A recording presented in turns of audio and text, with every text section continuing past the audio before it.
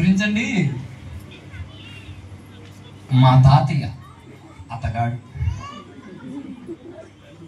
ఇప్పుడు కాదు 10 ఏళ్ల క్రితం నేను ఒకరోజు ఎక్కువ మంది ఉన్న ఇంట్లో కూడా గొడవలు జరుగుతాయి. జనం ఎక్కువైపోతే ఇంట్లో గొడవలు జరుగుతాయి. సంఘ సభ్యులు ఎక్కువైపోయారు, మనకు కూడా చిన్న చిన్న సంఘర్షణలు వస్తాయి. ఏమనుకోమాకండి. జనం పెరుగుతున్నప్పుడు చిన్న చిన్నవి వస్తాయి. అవి పట్టించుకున్నట్టు వదిలేయాలి. చిన్న మనసు చేసుకోకూడదు, పెద్ద మనస్సుతో సరిచేయాలి. మా అమ్మమ్మ మా నాయనమ్మని తాతయ్యని వేరే చోట అద్దెకి పంపించేసాం. గొడవలు జరుగుతున్నాయని మేము నలుగురం ఒక చోట, మా అమ్మమ్మ మా దగ్గర ఉంటుంది. ఓ రోజు మా తాతయ్య మరి వాళ్ళిద్దరికే తెచ్చుకున్నాడు, కోడి తెచ్చుకున్నాడు. ఏంటది? కోడి. ఎప్పుడు సంగతి? సంవత్సరం చెబుతా, 2012, 12, 11 వేసుకో. అంటే నాకెంత 9, 8, 9 తెచ్చుకొని నాకు గుర్తు, మరి దేవుడే నన్ను క్షమించును గాక, నాకు సరిగ్గా గుర్తు లేదు, గుర్తుంది అంటే సగం 50-50. పసుపు రాశారు దానికి. అంటే నేనేం చేశానంటే అడావుడిగా పరిగెత్తుకుంటూ వచ్చి ఇంట్లో ఏమన్నానంటే, తాతయ్య కోడి తెచ్చాడు, దానికి పసుపు రాశారు అన్నా. అంటే హైందవాచార ప్రకారం పసుపు రాసి మెడగా వస్తారు. అంటే ముందు రక్తాన్ని చెట్టు కింద కొంచెం ప్రోక్షించేసి, రక్త ప్రోక్షణం. మాతో పాటు రాజమండ్రి మెకేల్ పాష్ గారు వచ్చారు. చాలా సరదా ఆయన పెద్దోడు, మా మీద సీనియర్ అయినా. నాన్న నడుపుతున్నాడు, ముందు ఆయన కూర్చున్నాడు. సంవత్సరం క్రితం ఒక్కలు ఎదురవుతున్నాయి కారుకి, రక్త ప్రోక్షణం గుద్దామంటే రక్త ప్రోక్షణం అయితే అంటాడు. మేము అనుకుని నవ్వుకునేవాళ్ళం.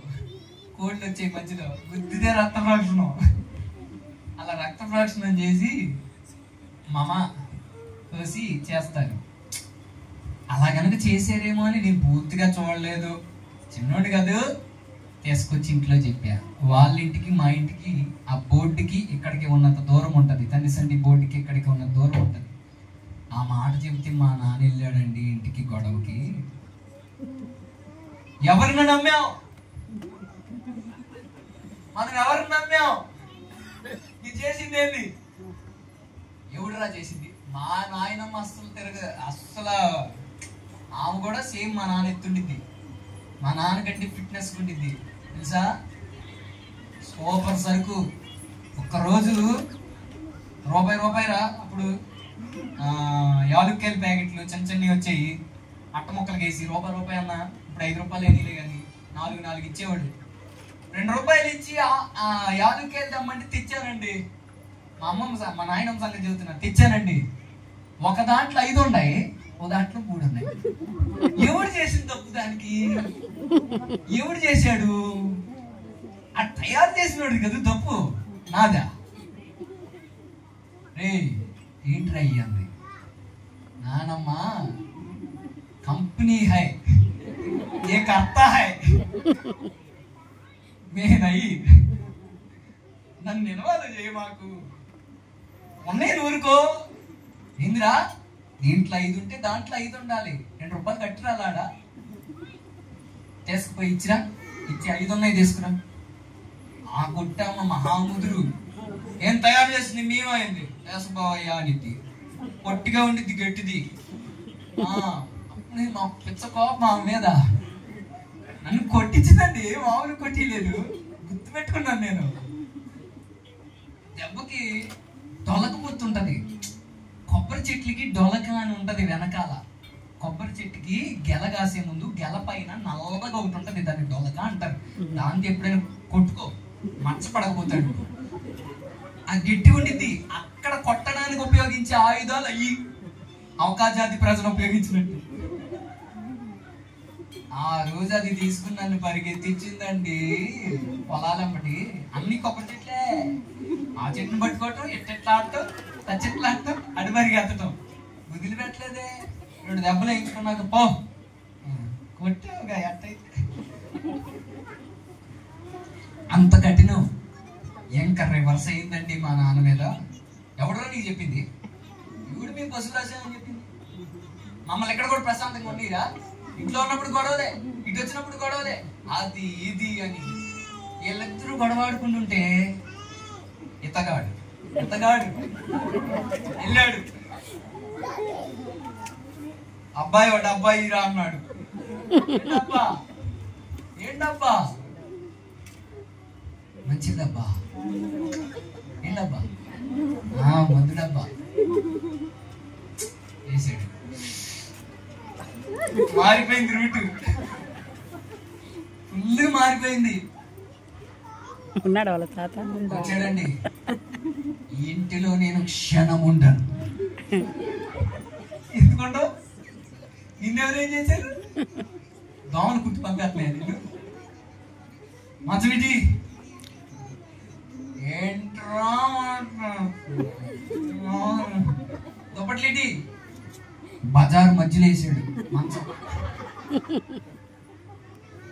బజార్ నాదంటాడే, ఎవరిని అడ్డుంచడానికి ట్రాఫిక్ జామ్ చేస్తాడు, బళ్ళు పోతాయని. వాళ్ళు నీకేం చేశారు? వాళ్ళు బండి కొని అంటే నేనా గొడవ తేలాలి, అగో న్యాయం తెచ్చు. వాడెవడు న్యాయం తెచ్చడానికి?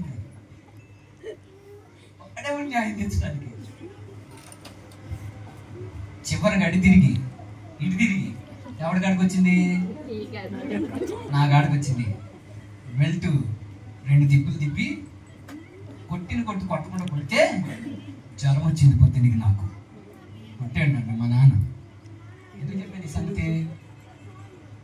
ఎందుకు చెప్పానండి?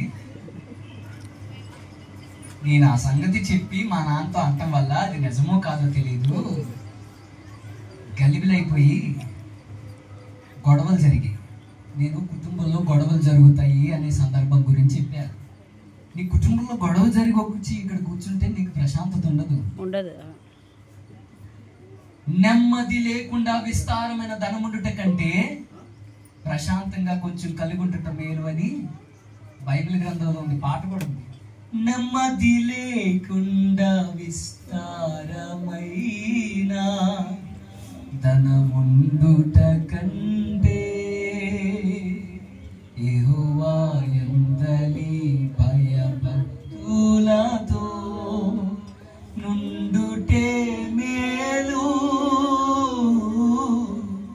నుండుటే మేలు.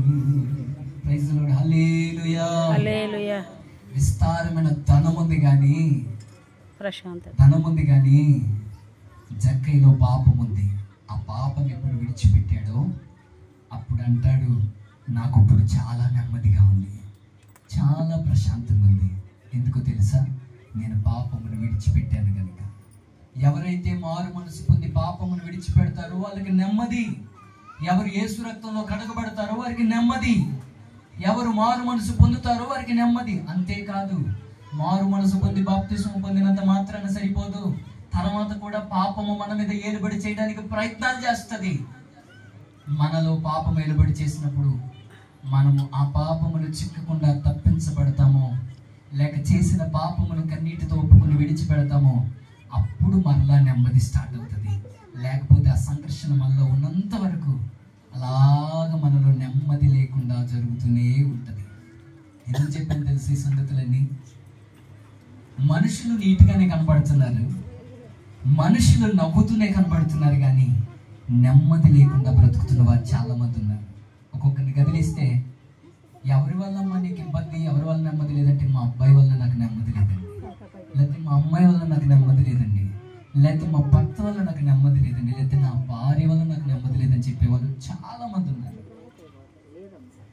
అలా మనుషుల వల్లనే కాదు, కొన్ని సందర్భాల్లో నువ్వు కోరుకున్నది, నువ్వు ఆశపడింది నీకు దొరకకపోయినా నెమ్మది ఉండదు. అయితే ఒక్క మాట ఫైనల్గా చెప్పనివ్వండి, మన ప్రాకారాల్లో నెమ్మది ఎప్పుడు కలుగుతుందో తెలుసా? వాక్యంలో చాలా ఉన్నాయి. నీ వాక్యమే నాకు నెమ్మది కలిగిస్తుంది అని రాసింది. ఇంకా చాలా సందర్భాలు ఉన్నాయి. ఉపదేశమును అంగీకరించేవాడు సురక్షితంగా ఉండును, అతడు నెమ్మదిగా నివసించు అని చాలా ఉన్నాయి. అయితే ప్రత్యేకమైన ఒకటే మాట చెప్పి నేను ముగిస్తాను. 125వ కీర్తన 1వ వచనాన్ని చదవండి. యెహోవా యందు నమ్మిక ఉంచువారు కదలక నిత్యము నిలుచు సియోను కొండవలే ఉందురు.